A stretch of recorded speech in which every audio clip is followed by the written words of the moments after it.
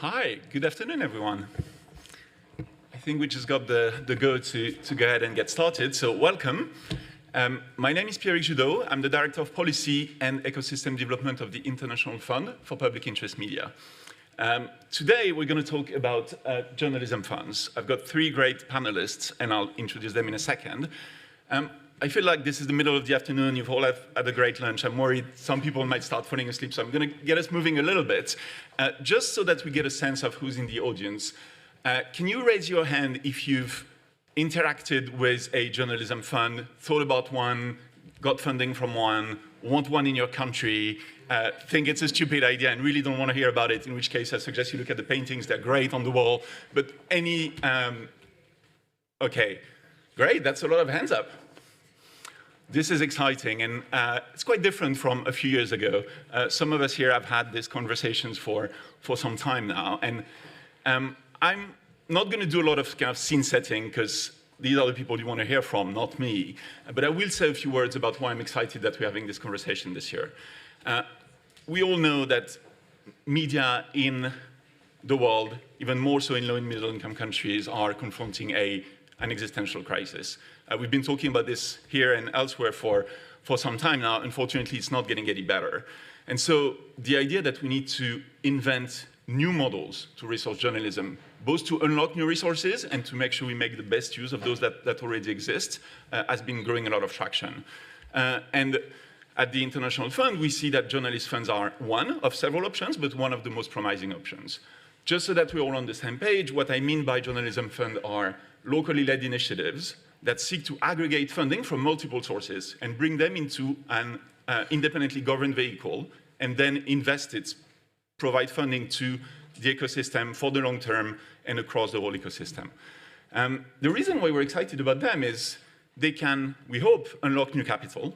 They can help shift power, bring power back to those communities, those journalistic communities that know best what are the needs in these countries. We hope that they can enable longer-term, more holistic support, as well as guarantee independence, both of the funding decisions and, of course, of the media organizations that receive that funding. What's great about this year is that it's not only an idea anymore. We now have quite a few of these funds that have been started in the past 12 months, actually. And that's true across all continents. There was a panel earlier with a fund in the US called Press Forward and one in Europe called Media Forward Fund that are versions of this. We've seen them emerge in Latin America, in Brazil, in Colombia. There are discussions in Asia, in the Philippines, in Indonesia, also on the African continent, with new funds being launched this year in Sierra Leone and the Philippines. And South Africa. Let me introduce very briefly the three great panelists I have with me, and then we'll get started. So Kate Skinner. Kate, you run the South African Association of Independent Publishers, and you've been leading on the creation of a new fund, the Digital News Transformation Fund. Nina Weingril, you've been one of the designers of a new fund in Brazil, and you'll tell us a bit more about this in a minute. And then Samir Padania. Samir, you run an independent consultancy that works with many, many different stakeholders on policies and initiatives to sustain independent journalism, and you've worked with many of these new journalism funds. I'm going to get right into the difficult question. It was quite easy over the last few years. Like, these were great ideas. They looked great on paper. They hold a lot of promise. So now we have a few that are up and running. So I want to hear from you all whether they're fulfilling their promise. Are they, I realize it's early days, but do we see already that they're starting to mobilize additional capital? Are they shifting power? Maybe, Nina, let's start with you. Last year, this was an idea in Brazil. You were exploring it. Now you've launched your first call for proposal, inviting media organizations to apply. Can you tell us in a few words, just introduce the fund, but also tell us where you've gotten to in terms of mobilizing capital and how that's going to be spent in the media ecosystem in Brazil? Thank you, Pierre-Hic. Good afternoon to everyone. So yes, the Brazilian Journalism Fund's primary goal was to be a mechanism to bring more and better money into journalism in Brazil. It's a Brazilian, I don't know how many of you know Brazilian journalism ecosystem, is a very rich and diverse ecosystem that has been rising at least since 2016. we've been able to see many new initiatives launch and be creative and innovative in the field. I myself have been doing this for a very long time, and having the opportunity to be able to help to build this mechanism was very interesting in terms of learning about how do we design better funding systems for journalism in Brazil. So we started this conversation in AJOR, which is a Brazilian digital association that has been running in Brazil since 2021. Now it has more than 100 associates. And the conversation was before of that everyone was very eager to discuss other types of funding mechanism. And the first thing that we did when we started to think about this was to do research, because from my understanding of and my experiences, we had a very opaque funding system in philanthropy for Brazilian journalism. And we started to do research with the 10 biggest funders in Brazil, mostly from outside the country, not national funders. And we've discovered that, as we had assumptions, that was very concentrated. So we, from the last 2 years in funding, we discovered that about half of the money invested, which was $15 million, half of it was distributed to only 9 organizations. That was 11% of the total organizations in Brazil, receiving half of the funding money. And this conversation was not happening between the philanthropies themselves.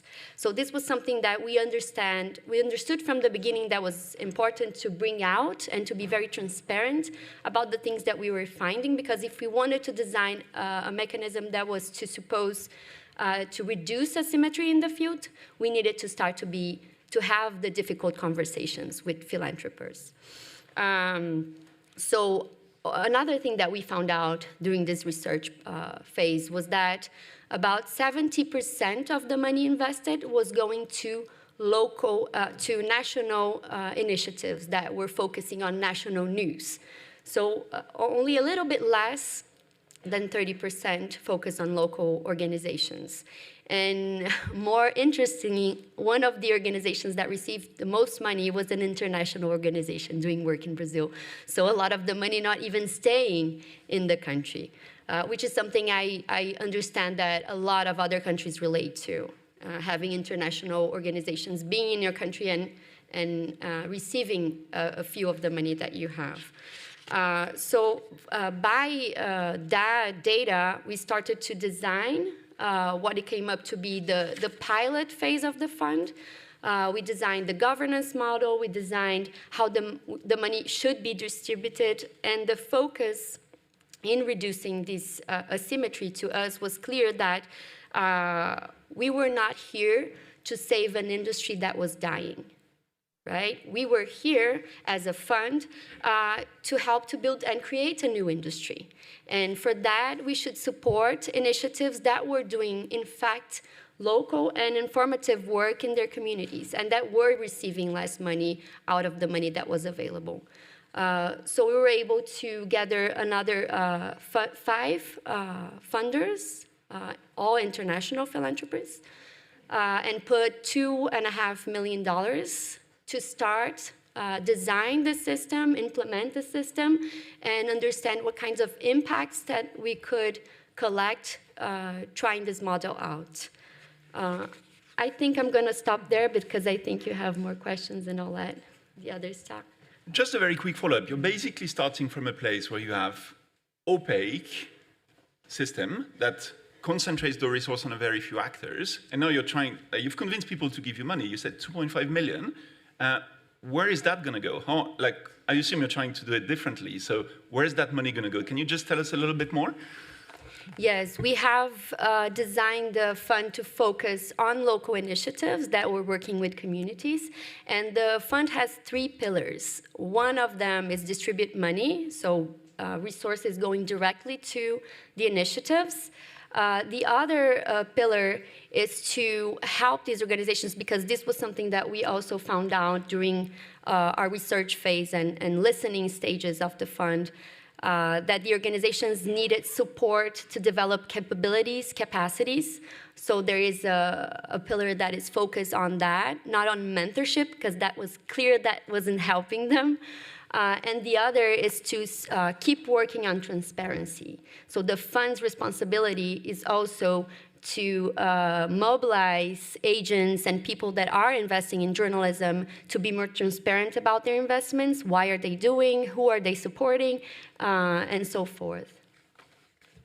Thank you, Nina. And that normative role is actually really exciting, because I didn't mention that as part of the promises, but we see that happening more and more, which is those kind of those funds that aggregate from multiple funders have then a way that enable them to try and kind of reset some of the norms. Kate, let me come to you. So you've created this digital news transformation fund. Your first funder has been Google. Yes. A lot of people in this room and elsewhere, I'm sure, see that getting kind of big tech money to flow through this independently managed vehicle is like a great thing to achieve. I'm sure a number are worried about how do we make sure this serves the interest of the publishers, of the media themselves, and not of the tech platform. So can you tell us a bit more, tell us a bit more about the fund, but then how did you get Google to come to the table, and how are you going to make sure that this serves the interest of the South African publishers? Thank you. So yes, absolutely. Very exciting, and I mean, I have to say, surprising, particularly for our group of publishers. And just briefly to tell people, the Association of Independent Publishers basically organizes very small publishers, tiny little publishers all over the country, publishers that publish in our indigenous languages, and we've got 11 indigenous languages in South Africa. So it's a lot. And generally what happens is that those tiny publishers are forgotten, and the big publishers are the ones that kind of get the money, what little money there is. So I think what is exciting about this fund was that there were a lot of discussions in South Africa around what had happened with the big tech platforms, issues around sustainability, and initially there were discussions between Google and the big players in terms of how were they going to assist the big players. And then, interestingly, initially, we had the same set of lawyers that were also looking at the little players. And I have to say, there was a very important intervention that happened where we had a number of discussions and we were like, should we be having the same lawyers working on the same kind of solutions for the little players and for the big players? And we thought, no. I think we need to do something different here. And I have to say, there was an incredible intervention then from IFPIM, into the International Fund for Public Interest Media, saying, look, if you want, we'll pay for lawyers so you can actually set up something specifically for small players. And from those negotiations, the decision was, let's have a fund. Let's create a fund for small players, looking at their particular needs. So that is, and interestingly then, I think that Google was interested in coming on board because there was a sense of there's a plan here, there's a mechanism here.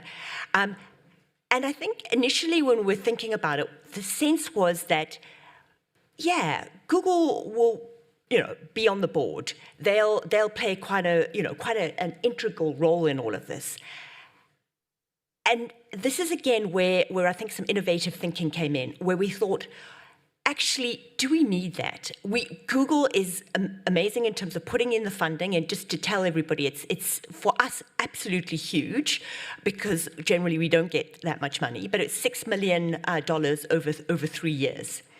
And so what we decided to do in terms of setting up an independent board was actually Google could give us the money, and talk about in broad brushstrokes the kind of fund that we should be putting up, which would be a digital transition fund, helping our little publishers to transition to digital. But they didn't need to actually be on the board. And it was incredible because they agreed. And that is also something which I think has been very interesting, is just setting up that board. Who should be on that board in order to make sure that these funds are properly governed and that all the key representatives are there? So, very briefly, just to say, we have a 7-person board, and it represents our small publishers, AIP, it represents the broader industry, it represents government, and it also represents the Press Council. The Press Council in South Africa is all about ethics. And then three industry kind of experts, including people, and I think this is an important point to make as well, not only people that are directly involved with media, but also people who know about financing, advertising, etc. And I think that that's quite important. So we've set up a board with everybody involved, so no one can get unhappy about the fact that they've been left out. Very important. You can get all kinds of pushback and misery from people being left out. So we've got all of those people there. And then one final point that I want to make is we've got an independent fund manager to manage the funds. And again, I mean, it was very interesting. Our AIP members were like, "But now why aren't you, funding and managing this?" And we were like, no ways, definitely. We do not have the capacity. We were a tiny organization. We need a fund manager with all of that kind of capacity. So we've put that in place as well. Thanks. Thanks, Kate. And well done, because that's quite a journey you went through. And do you hope that others will join Google? Is that a structure where others could come in as well? Yeah, I mean, so that's a great question. We are hoping at the end of the 3 years that we will have done a wonderful job, and we can show people that we have made a big difference. So we'll be gathering all of those case studies, and then we would love either Google to come back in, put some more money in, that would be fabulous, or other tech companies, or funders and corporates as well. And I mean, I think in South Africa, there's something quite exciting about the fact that corporates have started to come to various, media organizations saying, we're worried about the media. We're worried because it seems like the capacity is really low. And actually, we understand that we need that. So briefly, yeah. I think the structure allows for all kinds of other funders, foundations, etc., to come on board. Thank you, Kate. Samir, we're talking here about philanthropic capital. We're talking about Google, fairly traditional sources when it comes to funding journalism in the kind of countries we're talking about. You've done a paper about a year ago which basically paints a map of journalism funds globally, which was published by the Global Forum for Media Development. You've also worked with many of these initiatives. Are there other sources of funding that people have been looking into? Yeah, I mean, it's context sensitive, right? We're looking at, in every society, you have to look at, what we did with the paper was really to look at the sort of trends driving the development or the conceptualization of, why everyone's suddenly talking about funds, funds. I did a LinkedIn post the other day. And, we know in each place, well, we know globally, there's an increasingly hostile environment towards journalism that's manifesting in lots of different ways: economic pressure, physical pressure, digital pressure, et cetera, et cetera. And that, alongside that, markets across the world are completely unfair, tilted largely against independent public interest journalism. Increasingly, in the last few months, we've seen they're tilted against independent information of any kind, including scientific, legal, anything, archives, etc. So we've got complex environments in which the sort of core thing that this festival is talking about are under pressure in a very key way. So what I think has been interesting, we went through this process of looking at what different kinds of funds were already in existence, what sorts of things were in development, and the kinds of trends that were driving them. We're talking about, in many places, and the pandemic, I think, crystallized some of this, which was that journalism is a public good. Let's just say it.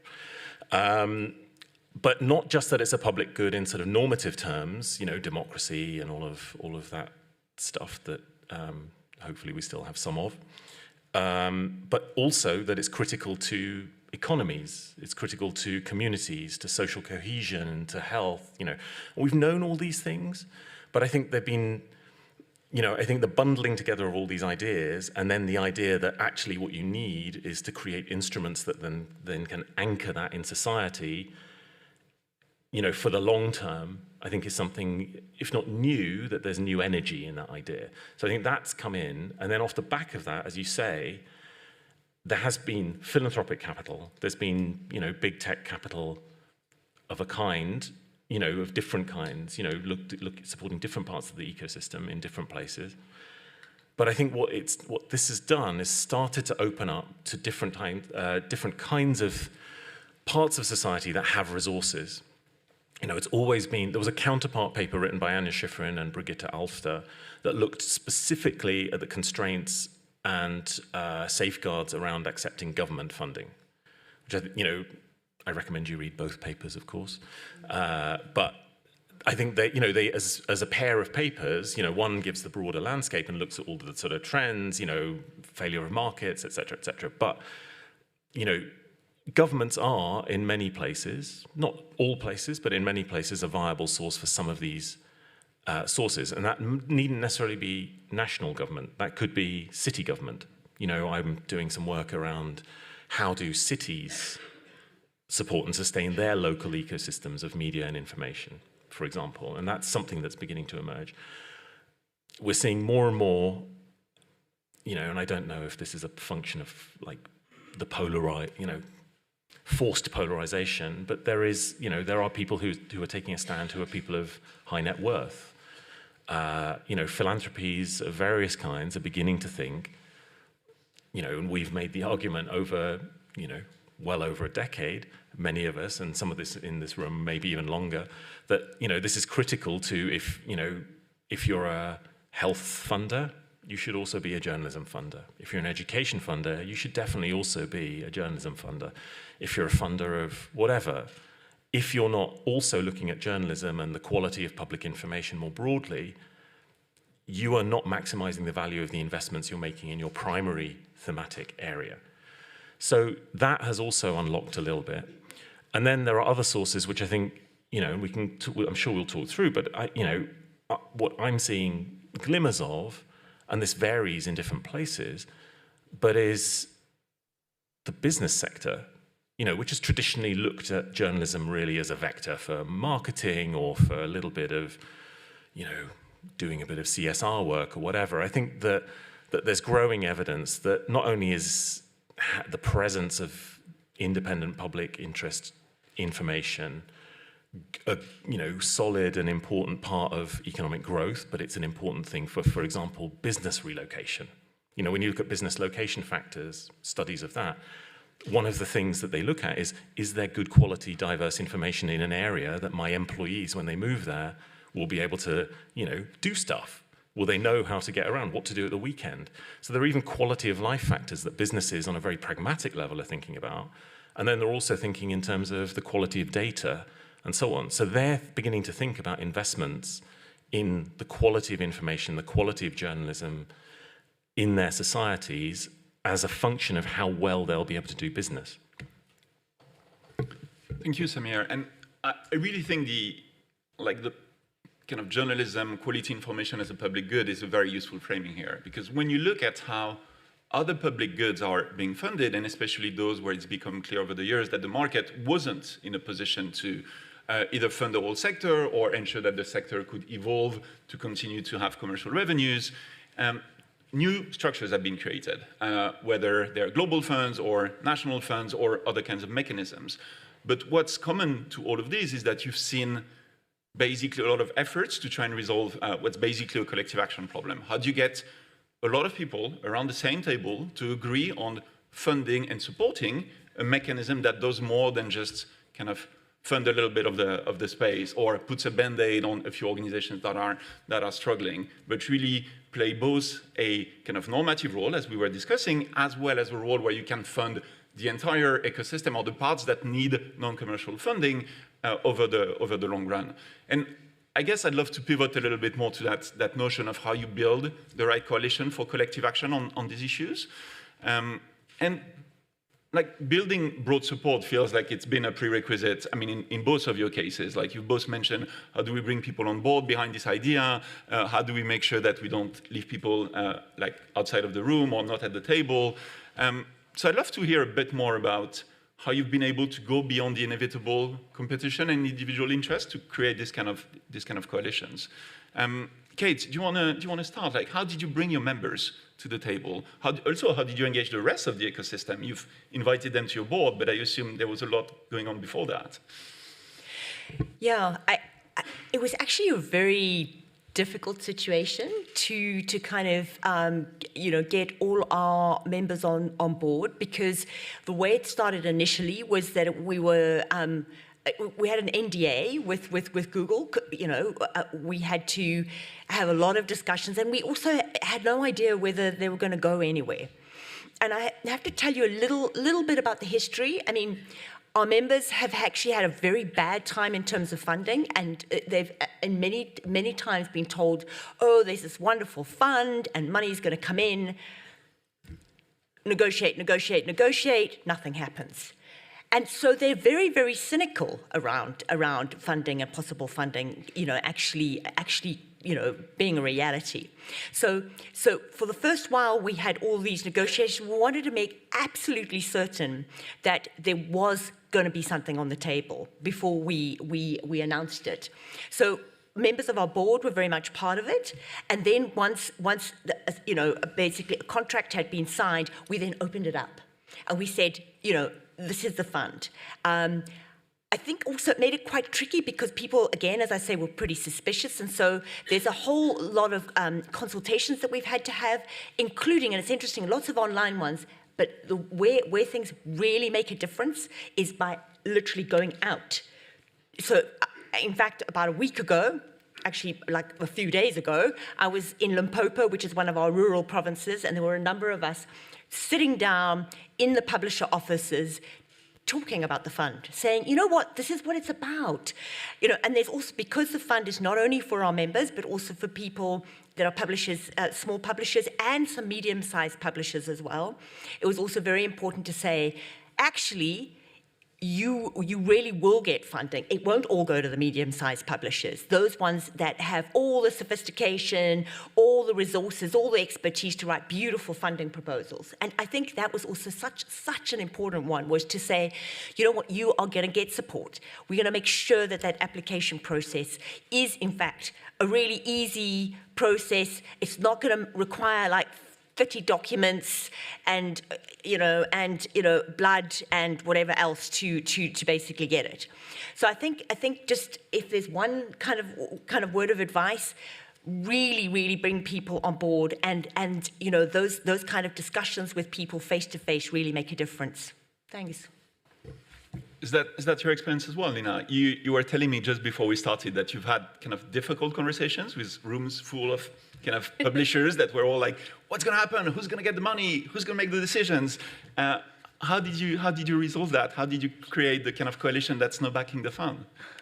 Yeah, first, I did not create anything. It was very collective work. One of our directors is here, Carolina, to, if anyone wants to talk about funds and giving money, you can talk to her. But it was a very collective work. But before I address that, I want to talk to something that Samir was saying, because I think it relates to this question, to this answer on my perspective. And this is a little bit dangerous to say in a room full of journalists, but I think it's our fault that we do not connect with society, because we're talking here about supporting the work that we do. And people do not understand, as of today, how journalism contributes to democracy. And I think that's our fault. I don't think that's something that we can blame others about. And I think by building this work collectively, by putting people on the table, but not just that, just how many journalists do you, and I think this is why it's so important that we chose to invest in local journalism at first place, because who are the journalists actually going to the city hall meetings, that are going to associations, that are present in neighborhood associations, that are talking to people on the street, that are trying to understand their problems and relating to them problems. And I think as a class, a working class people, journalists feel a lot like they're outside of that society, that they shouldn't be. And I think this is part of the work in terms of building a fund and trying to support journalism. That it's a mindset that I think we need to build up in ourselves. So the fund and the way that we built that was with that mindset in perspective. We did a lot of listening. So we interview more than 20 people that were not just journalists, but people that were building community funds, for example, for all types of fundings that have been doing this type of work in communities for more than 20 years. They have a lot of experiences in funding things that are public goods, should be public goods. But we also survey more than almost 200 journalists and from around Brazil, asking, how do we design something that will serve the work that you're trying to do? And we ask questions like, how much should you be receiving? And that was a great question because it gave us perspective on, oh, we thought it was a lot more money that you needed, but actually it wasn't. So that's more, we have been able to distribute more, to be closer, to design a system, like Kate was saying. We don't ask for you to give us 100 documents to, be able to fund you. We want to be close to you, want to understand you, and we want to support you, not only give you the money to do the work, but be here for you and build this fund alongside the work that you're doing. So I think it's something that we have to work on as journalists before in order to build systems that will not reproduce the harm that we have been reproducing for a long time as journalists as well. Thank you. That's really interesting. Like that idea that by creating a financing instrument, what you've ended up doing is basically to kind of gather the community and kind of make the case for the value of journalism, the value of quality information. Which again, like I think all of us in this room kind of believe in this very deeply. But yeah, maybe, I like your call, like maybe we should do a lot more collectively to make that case to others. Thanks as well for like your focus on collaboration. Like I thought it was also a great idea to engage others that have been running funds. Samir, on that note, like is there a role for, like every local context is very different, as we've discussed. There's lots of different models here, lots of different sources of capital. You work with so many of these. Are they asking themselves the same questions, or are they so different that they can't really be working together? Are there any sources of capital in the room? Hands up, really. Like, funders, investors, high net worth individuals, banks, auction houses, platforms.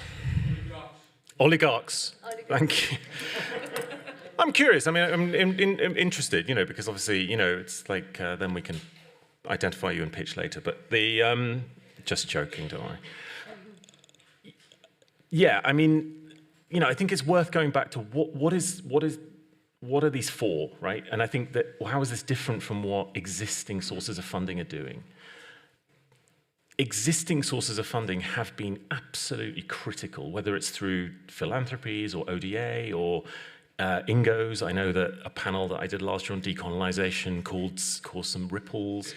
But each of these has had a critical role in creating, enabling environments or pools of possibility for people to create and sustain and support independent journalism around the world and in a bunch of societies around the world, right? So this is not to decry the work that has gone before. That's very, very important for people not to feel judged for the work that has gone in over decades. This is super important to understand. But there is a shift that needs to happen. So, we haven't talked about shifting the power. We haven't used the word decolonization yet. And I know it's kind of a difficult one because it means many things to different people. But taking money from global north decision makers and putting it into societies where, they can design, they can staff, they can govern, and they can decide on funding themselves for their context, in their societies, in ways that they understand, much more holistically than anyone outside, no matter how informed and how passionate and how expert, will ever be able to do, is something that I think is a fundamental principle here. So I think that doesn't preclude us from having other funders doing both. I mean, this is one of the key things, that we want funders, there's a role played by funders at an international level or a national level even, doing different things. So there's, but what's different is that we're trying to create something that is securing and guaranteeing in those societies, or at a regional level. I've been involved in one of the pieces of work I've been involved in is looking at the feasibility of a fund in the Middle East. That is not an uncomplex environment in which to do that, but there are pathways, okay? So, but they're not the same everywhere. So I think this is, these are institutional design questions, these are purpose questions that, we're not just, I think the other thing about institutional design in this area is that we're not just looking to replicate what Global North organizations or existing funds or even, Global South philanthropies have already done, or what high net worth people are doing.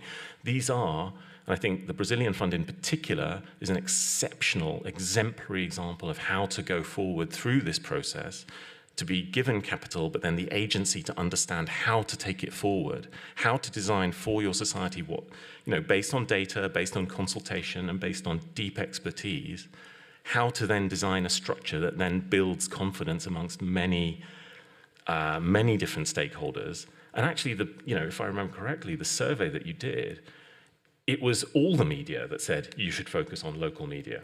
It wasn't, so the big media weren't saying, oh, give us the money. In some countries, that might not be the case. But in Brazil, they were collectively like, we should, the biggest problem, we all see it, we need to provide solidarity through this fund to people at the local level. So I think that's a key thing, that you get to the point where, you're changing a market, you're building power, but you're doing it through the sorts of processes that we're talking about. Yeah, and the other part, and which complements the existing things that already exist, and then begins to shift the shape of the market towards more justice, towards more democracy, et cetera, et cetera, et cetera. And to me, the other thing that feels markedly different is that we're starting to see more and more conversations between those different funds in the, on the different continents. And I don't know, like a couple of months ago, we had this conversation where we had like 12 different kind of journalism funds initiative at very different stages of development from all continents, all from low and middle income countries, but they were collectively shaping this model. Of course, they also talk to Press Forward and Media Forward and others, but I feel there's this kind of emerging community of practice, which I personally find a very exciting kind of different way of thinking about this than having donors in a room kind of thinking about where they're gonna put their money. If you're interested in participating in those conversations, we're gonna start publicizing them a bit more. We're gonna launch formally this kind of network of journalism funds in the next few months, and so we'll kind of communicate on that. But I remember many hands at the beginning of people who have had an interest and wanted to kind of be more engaged in those conversations. So feel free to reach out. I want to make sure I know you all have a lot more that you could share, but we want to hear from the room as well. So if we could get a mic kind of moving, and I'll encourage you, if possible, to ask questions and keep it relatively short rather than long remarks, if that's possible. Let's go to the gentleman in the front, and then on the second row here. Thank you. I'm exile-based journalist from Azerbaijan. Emin Huseinov. I live in Switzerland, but the last 10 years working in Azerbaijan. What we observe, several donor stakeholders, like from Western Europe, they have always different vision to how to support like exile-based media outlets. For example, they're able to find solutions, let's say, for Belarusian and Russian media outlets, but sometimes for finding solutions for Azerbaijani or Central Asian media outlets, they say, oh, these countries, like, they are hopeless. They are not close to Europe. What we can do, let's not waste time we don't need to save them. How is it possible to change situation? And second question is, sometimes donors, they're not interested to involve new grantees for their basket. They say, okay, we are working with 3 old, let's say, donor darling national NGOs, and when new people, especially in exile, they're coming and asking tons of letters to them, so guys, do you have a funding? They say, yes, we have, but we have already our own grants. Like, this is kind of circles or bubbles, also don't give a chance for new generations of journalists also to develop. How is it possible to solve two of these problems? Thank you. And let's get a few questions. We'll try and bundle them if there are common themes. But thanks for the question on donor darlings. And I'd love to hear from the two funds here. Like, are you going to fund them as well? Are you going to do the same? Nick, on the second row, please. And then at the back, please. Great. Thanks very much. Nick Benequista from the Center for International Media Assistance in Washington. Kate and Nina, congratulations on all the excellent work. I have a very quick question.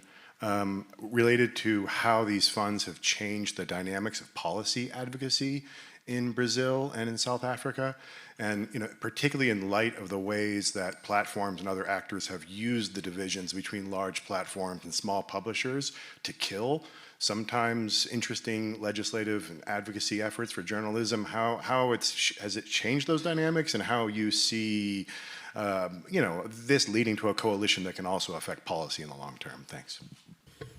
Thank you, Nick. And let's get a final one, and then we'll hear from the panelists. Yeah, thank you. So, Afonso Martins, 16-year-old student still. And I wanted to ask you, how do different funds possibly impact what the journal puts out and what, is getting put out? And if, for example, a fund has any impact on, let's say, Google, for example, how do journals which are being funded by Google, will they still publish the same information if Google is in a scandal or something? And how can the unbiasedness and the nature of a journal being unbiased, how can that be protected in via of these different funds and in via of increasingly journals needing the money? Thank you. Such a central question. Thank you for raising it. Let's go to Nina and Kate first, maybe. So donor darlings, maintaining independence, advocacy, not a lot of common themes, unless what I was expecting and hoping. So pick any, but maybe let's start with the kind of donor darling and independence, because that relates to how funders relate to media organizations that they decide to fund. So I love the term donor darlings. It's wonderful. So I think the thing that is important, and maybe just to say in terms of our particular fund, I mean, none of our publishers are donor darlings. I mean, no one kind of focuses or has, really, looked at these smaller players. So I think sometimes when you've got a fund and you particularly look at those players that really need the funding and will really contribute to diversity, that kind of having that fund allows you to then move away from the donor darlings. Because particularly if you put it into the kind of policy framework around that.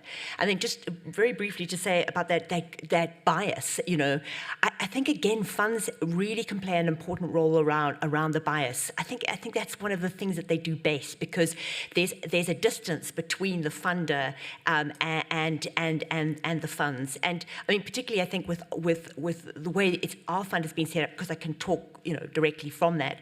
I mean, the fact is Google is not on the board. I mean, if our players want to say that they're actually having a really difficult time in terms of the tech platforms, they can and they must. They need to explore that, and Google can't say anything about that because they don't have a direct role in terms of the funding. So I think that's very important. Thanks.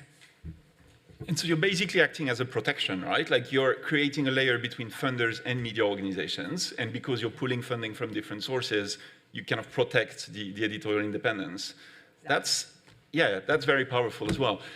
Nina, you've made the case, like you're not going to fund the usual suspects, the donor darlings, however you want to call them. You've designed your first call in a very explicit way to go to those that don't usually receive fundings. Do you want to talk to the question on how the fund has, if it has, kind of influenced the conversation on legislation and regulation in Brazil? And then Samir, if you've got other examples where that's happened, that'd be great. Well, the fund just launched its first open call 2 weeks ago. and so it's starting to operate right now. It hasn't actually participated on public policies discussions, but we have, Azure, which is the association that helped build the fund, is participating on those discussions.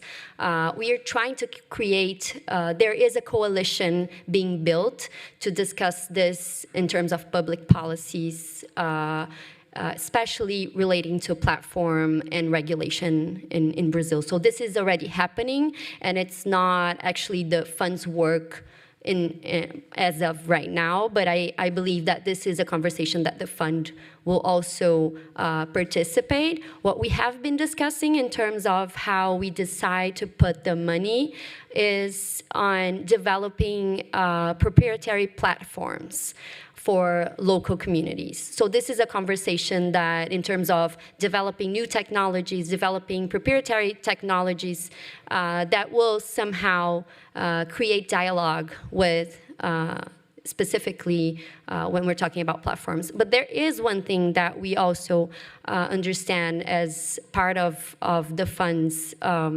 advocacy, which is to help build public funding policies, because we understand that there is a way to build a funding model that could be used for public funding as well. And this is something that we have been having conversations with the government.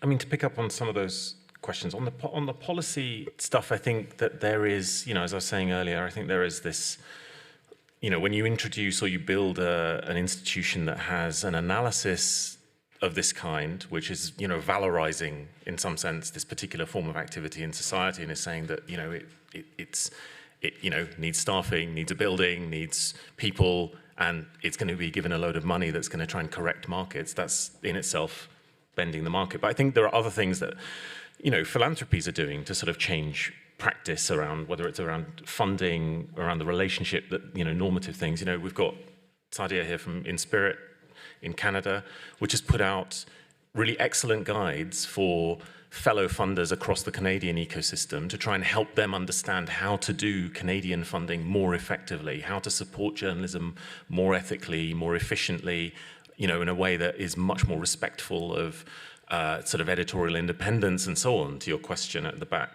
So, I think that there's agency across the whole piece. It's not just a fund that does that. And I think that the design principles, in a way, these values that we come back to at the beginning, which is, transparency and strategic and so on, those are the sort of key things that underpin how policy itself is designed. Thank you.